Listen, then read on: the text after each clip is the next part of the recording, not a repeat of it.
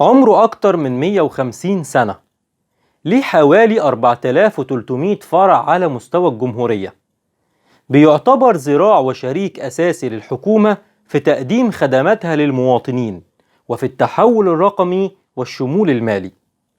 تم إنشاؤه في عام 1856. أطلقوا عليه أثناء أزمة كورونا كوفيد 19 مسمى جيش مصر الأخضر.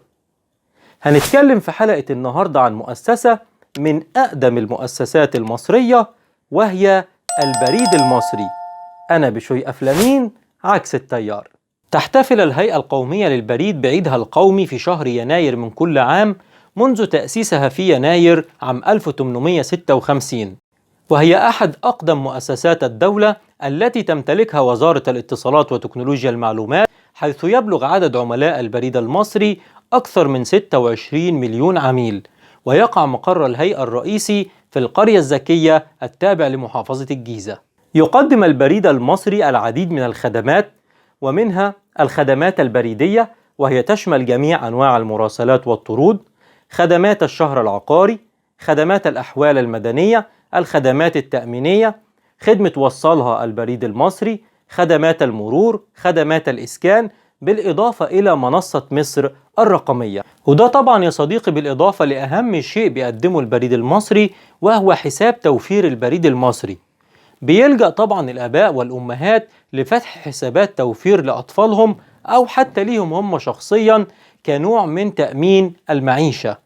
وعشان كده في شروط لفتح حساب توفير في البريد المصري، أهمها يا صديقي إنه عمر المتقدم ما يقلش مثلا عن 16 سنة، وكمان متاح للشركات بعد تقديم أوراق اعتماد الشركة بالسجل التجاري. وحدد كمان البريد المصري مبلغ 100 جنيه كحد أدنى لفتح الحساب للأشخاص، و1000 جنيه للشركات. كما يعتمد البريد المصري حساب توفير جديد بعائد شهري وربع سنوي، ويتم إصدار فيزا كارد لجميع حسابات البريد المصري، سواء كان هذا الحساب مثلا توفير أو جاري بدون عائد أو جاري فضي أو جاري ذهبي. وبيقدم لنا البريد المصري العديد من البطاقات، زي مثلا بطاقة يلا وإيزي باي. أطلقت الهيئة القومية للبريد المصري تطبيق يلا، والذي يعد أول سوبر آب في السوق المصري. وكلمة سوبر آب أو التطبيقات الفائقة هو مصطلح يطلق على تطبيقات الهواتف الذكية التي تقدم العديد من الخدمات وليست خدمة واحدة، وذلك بالتعاون مع عدد من مقدمي الخدمات. ويمكن من خلال تطبيق يلا الحصول على الكثير من الخدمات التي يقدمها البريد المصري، مثل خدمة الإيداع أو السحب وإرسال الحوالات، بالإضافة إلى خدمات أخرى مثل دفع الفواتير والشراء عبر الإنترنت وغيرها الكثير من الخدمات. ويمكن ربط تطبيق يلا بالبطاقة الإلكترونية يلا كارد التي يصدرها البريد المصري.